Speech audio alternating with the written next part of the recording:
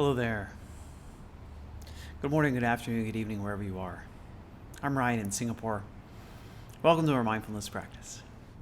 Today's topic is about mindfulness and the history of mindfulness. So, this is our mindfulness daily practice. So, of course, the topic's about mindfulness, but specifically, what we cover in here is about secular mindfulness.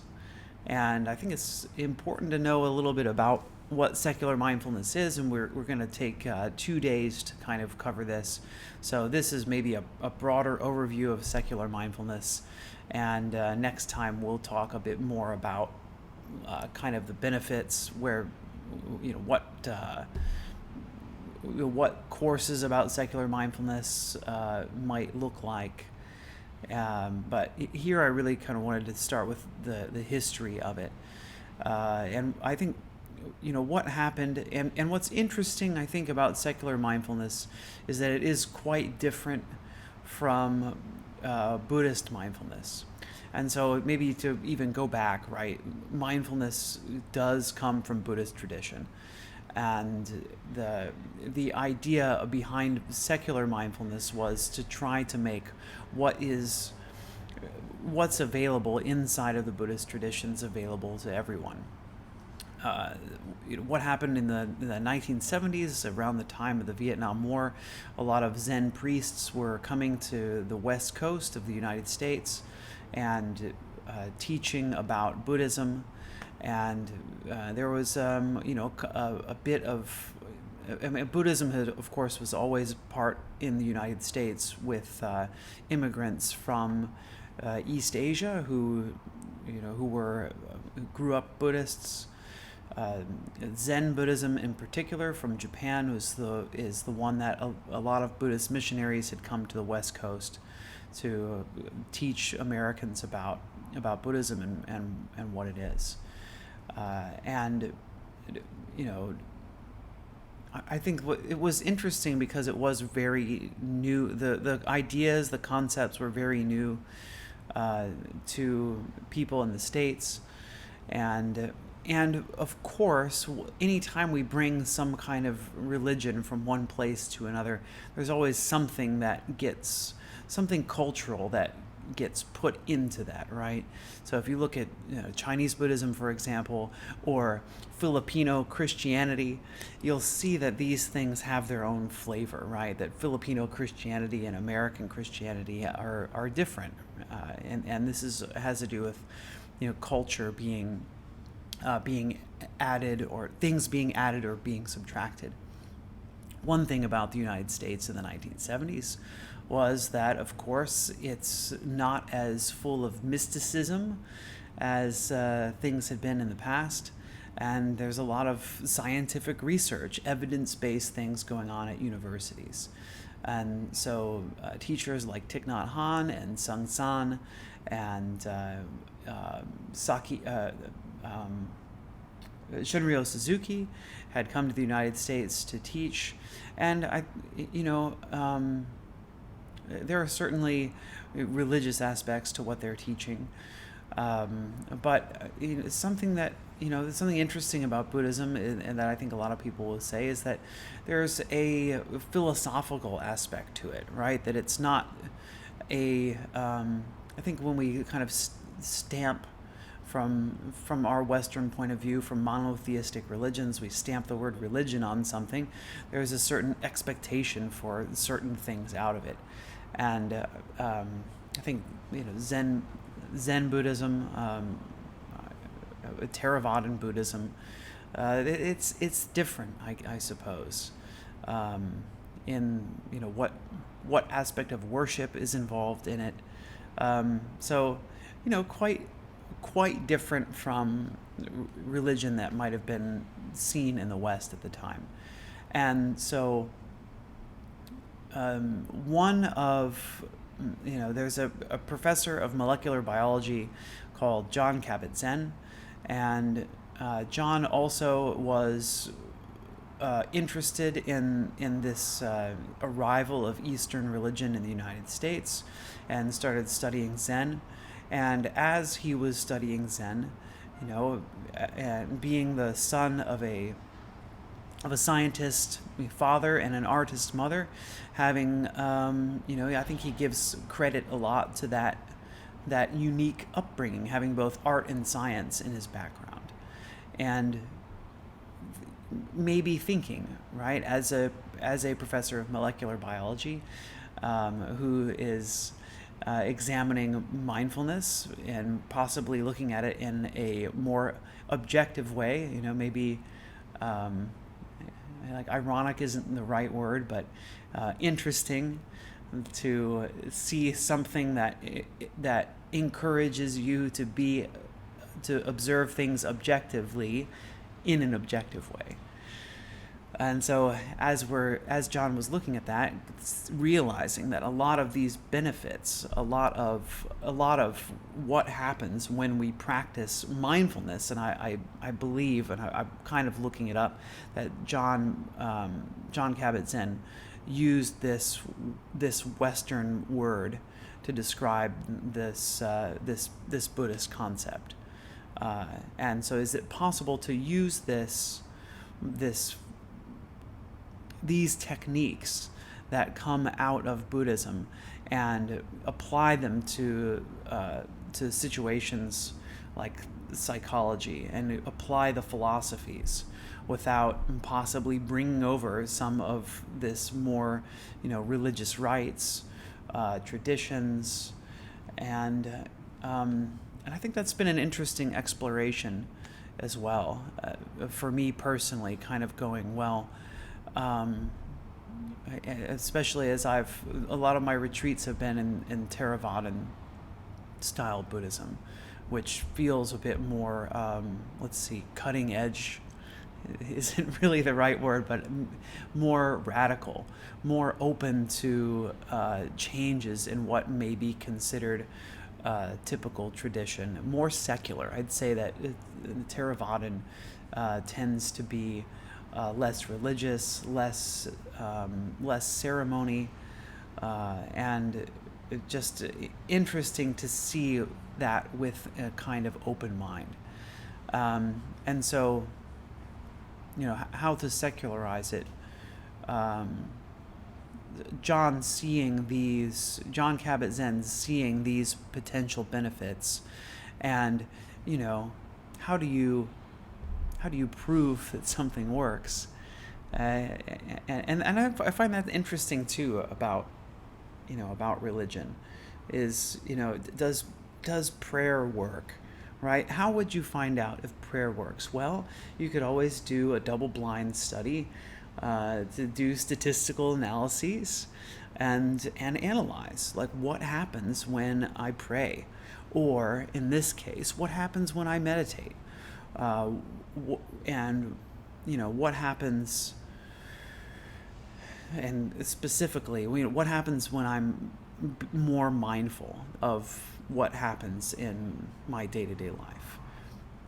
Mindfulness is this definition of paying attention on purpose in the present moment, non-judgmentally, observing what's happening right now in my current felt experience, moment to moment, and can I be observing of my experience without adding anything or subtracting anything from it? Can I be aware of my emotions, non-judgmentally and objectively? And that kind of awareness, what does it cultivate? So yeah, that's kind of a good intro here today.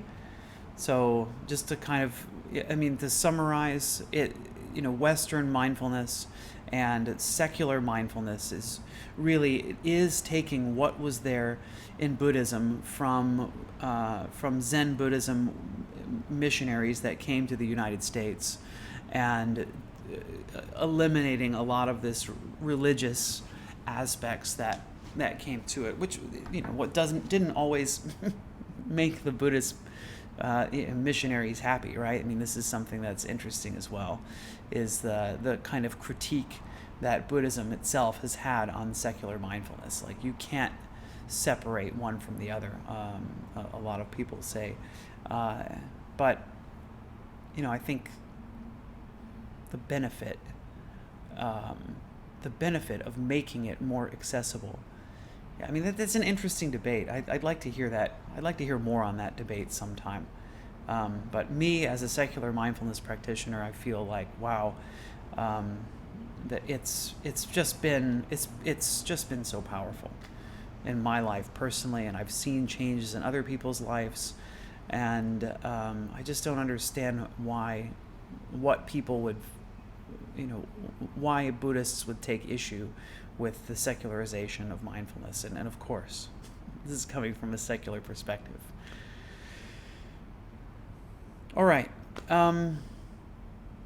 So I'll do a little bit. We'll talk a little bit more about the details next time on Thursday, or Wednesday night for you, perhaps, if you're in the Western Hemisphere or in Western Europe, or Western Africa. But for now, let's get into our practice. And today we will be getting into we've done a lot of mindfulness of breathing, and kind of in honor of coming back into the secularization of mindfulness, we'll be starting body scan. And I suppose I'll explain why next time, and instead today we'll just get into it. So I would encourage you to find a comfortable posture. You can be sitting, you could be lying down if that's more comfortable for you.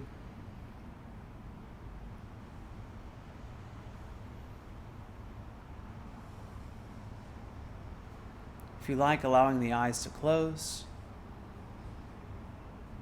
If you've chosen to lie down, perhaps having a bit of space between your body and your arms, letting your palms face upwards toward the ceiling. Having some space between your legs, letting your feet gently fall away from each other. So allowing this time to be a time for you to be as you are now, without wanting to be different, without wanting to change, and really opening yourself up to yourself and the way that you are in this moment.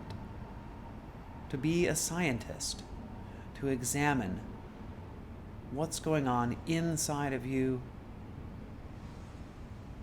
what's going on the surface of your skin. And so starting by examining the breath, examining the abdomen, feeling the abdomen moving as you breathe.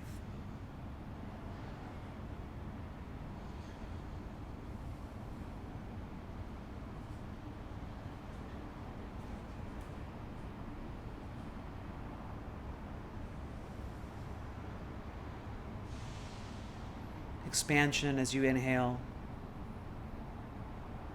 contraction as you exhale.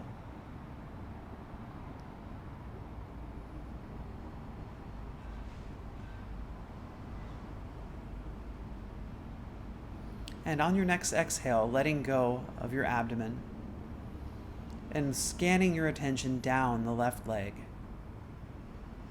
all the way out to the left foot. Noticing the physical sensations in your left foot, anything that you can feel. Could be warmth, coolness, itching, tingling. Maybe nothing. Just doing your best to concentrate your attention in your left foot. Noticing the toes,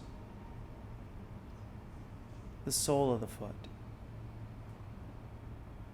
the top of the foot, the ankle, the heel. Slowly moving up the leg, noticing the shin, the calf muscle,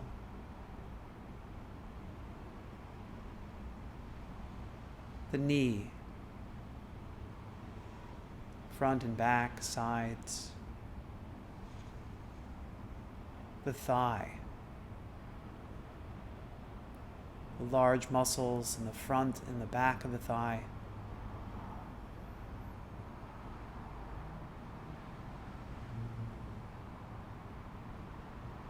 the hip,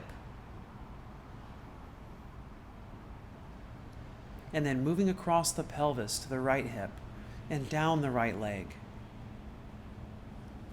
observing the entirety of the right foot,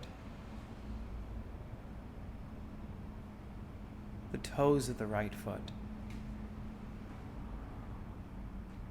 the sole of the right foot, the top of the right foot, the right ankle, the right heel,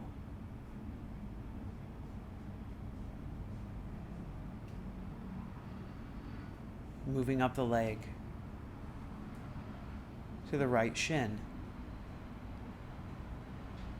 the right calf muscle,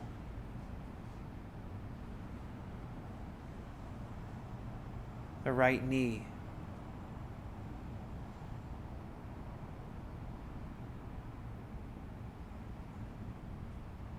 the right thigh,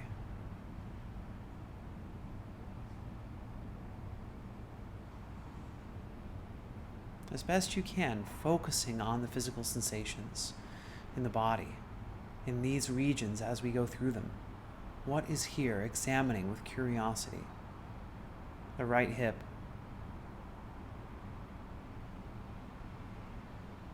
the right buttock, the tailbone, the left buttock, the front of the pelvis, including the genital region,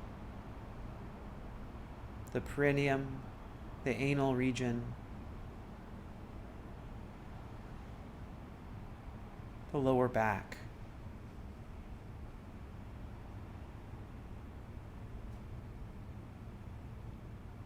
the mid-back,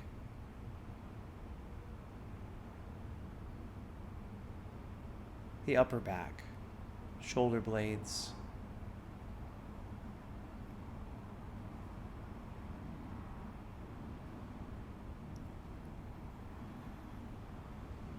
and then the abdomen.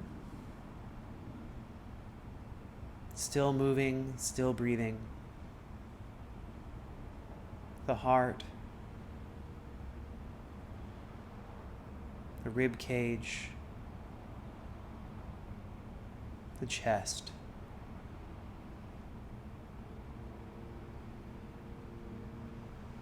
also moving with the breath.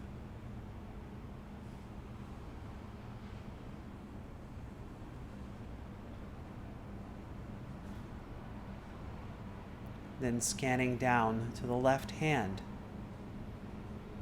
the fingers, the palm of the left hand,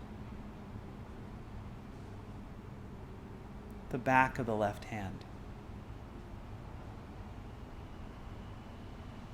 the left wrist,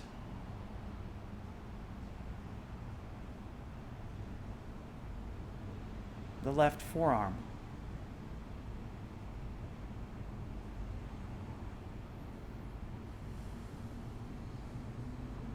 the left elbow,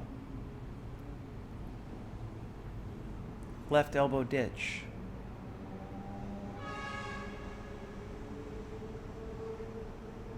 left upper arm,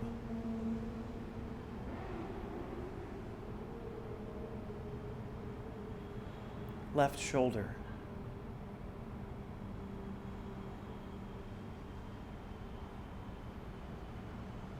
and now to the right hand, the right fingers,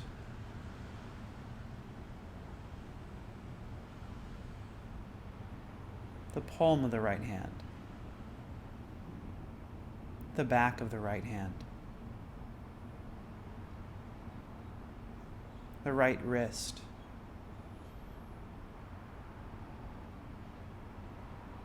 the right forearm,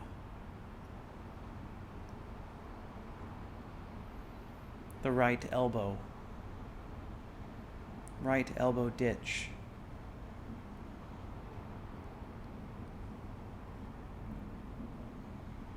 the right upper arm,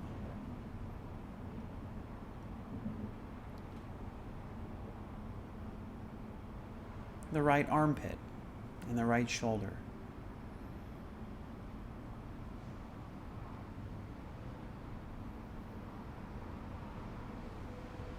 As the shoulders come together, feeling the muscles of the neck between the shoulder blades and up into the neck.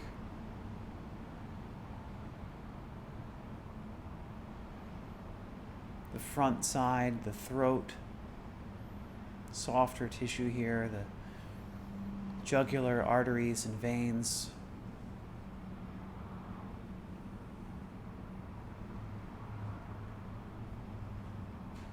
Trachea.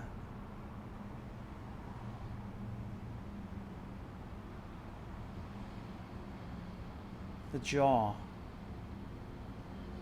The chin.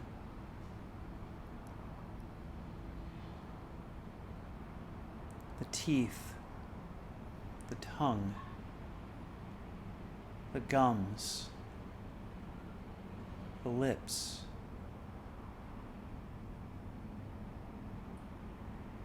The nose, the air moving in and out of the nostrils as you breathe.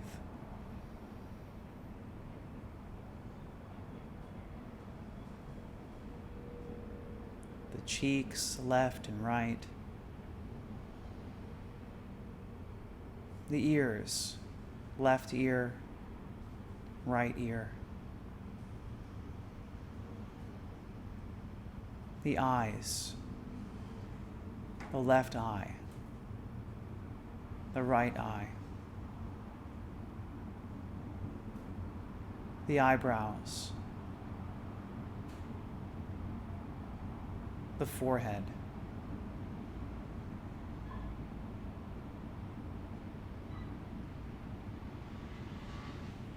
the scalp,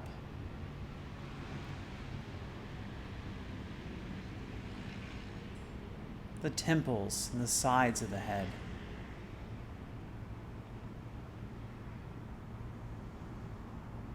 the back of the head. If you're lying down, the part of the head touching the mat or the pillow, and the crown of the head. What do I feel here?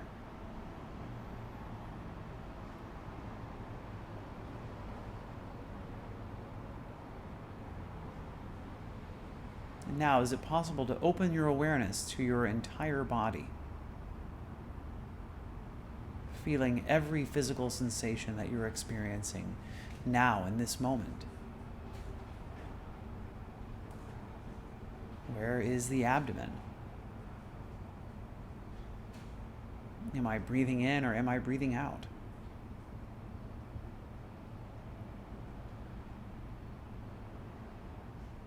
Can I feel the temperature differential from my fingertips to the core of my body? Just noticing what's here.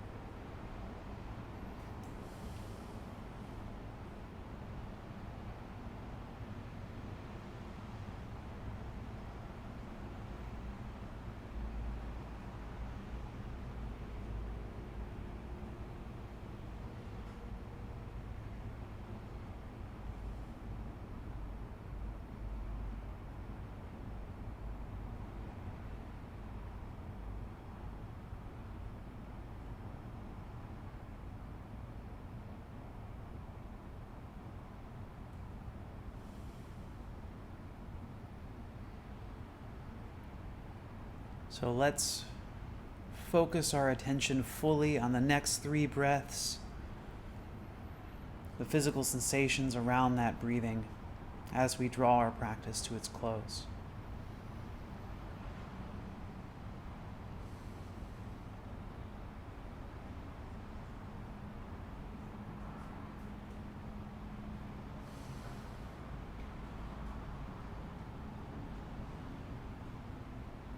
And whenever you're ready, feel free to open your eyes, to move your body in any way you like as we transition out of our period of practice and into the rest of our day. Thanks for practicing with me. I'll just have let me as well open and say, how did practice go? Please feel free to write in the chat any questions you may have. And I just kind of want to transition into just the closing here as well. Just to say, here is this bowl that I suppose a lot of people are used to hearing at the end of meditations. And so in the spirit of secular mindfulness, this bowl is it's a kind of a souvenir from Bhutan, in a trip that I took there before I practiced mindfulness. I was just a regular old tourist at that time, and got this just as a memento of my time there. But a lot of times you hear bells that end, and maybe some people have feelings about spiritual significance of ending a meditation with a bell. And so I guess I want to be respectful of that and remember that meditations don't need to end with a bell sound at the end. I know maybe it's comfortable for some people. Some people like to hear the bell, and I usually end with a bell just because of that. But at the same time, I also want to be respectful of people who do see some kind of religious symbolism or some kind of sound or tradition that goes with using a bell at the end. And I do encourage you as well to reflect back on the meditation that we just finished, and if you have any feeling that meditation is a spiritual practice, just encourage you to reflect back. Well, what about what we just did is spiritual? And again, the definition of spiritual may be different for everyone, but I find that if you're an atheist, if you're a Christian, if you're a Muslim, if you're a Hindu, what we just did, focusing attention on the body, doesn't violate anyone's religious beliefs. But this is something that everyone can do, and I think this is the reason that it's been brought out of the religious context and brought into the secular context, especially because, and we'll see a bit more as we explore it next time, what are the benefits? And anecdotally, and I'll share it next time, I've seen benefits from some of my MBSR participants that was surprising to me. There are things, there are regular repeatable benefits to this practice, and then every once in a while there are things that come out that are surprising, and I can understand why people, especially as this was founded 2,500 years ago, right, as these meditation techniques started becoming prevalent and the results people started to see. I think it's natural for people to think, oh, there must be something supernatural going on here, because sometimes the results are remarkable. And there is, maybe the difference between mindfulness and other forms of meditation is that mindfulness meditation has documented, repeatable, statistically significant results that you can see that practicing mindfulness has a lot of benefit, and like I said, I'll cover what some of those benefits are next time.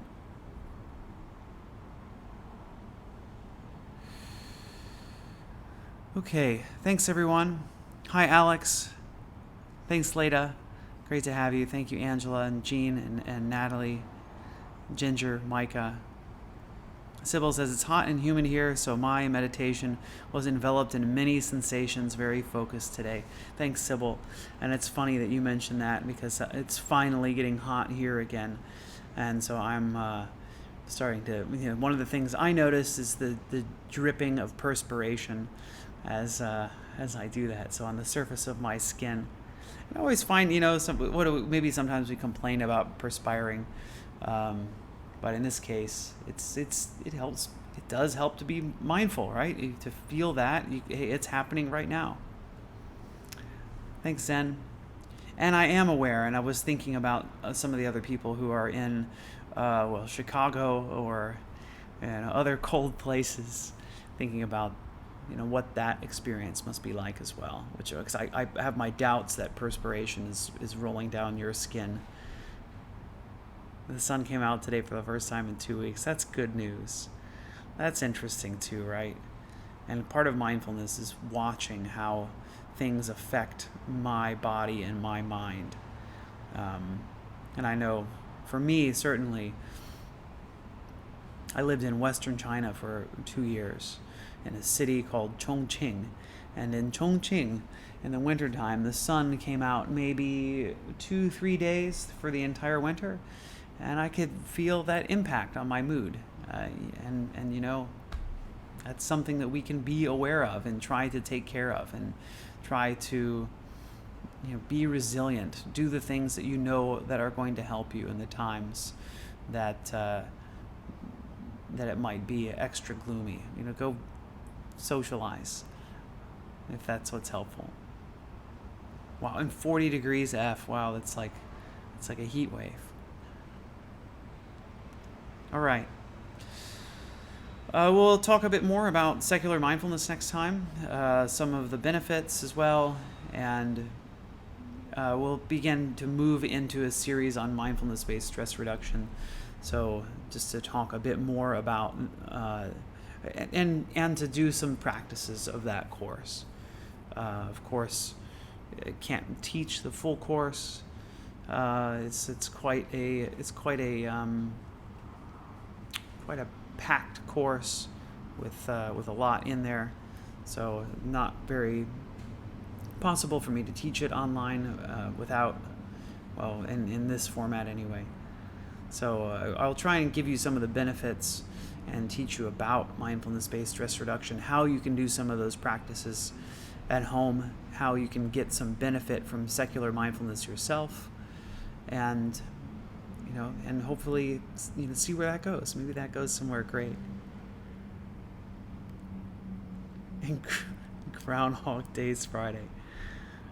Thanks, John. Thanks, everybody. The best way you can support me is to follow me on Insight Timer. If you don't, listen to my tracks, which those will be very useful as we start to talk about MBSR as well. Let us close our practice the way that we do by sending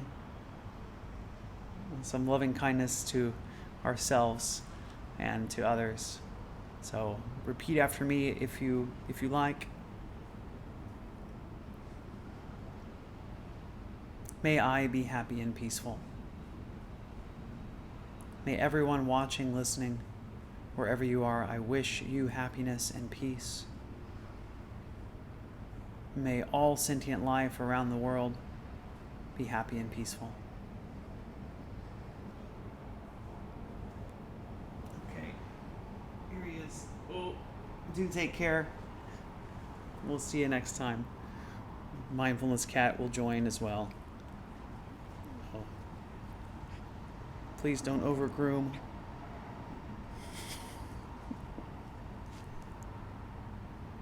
Bye-bye.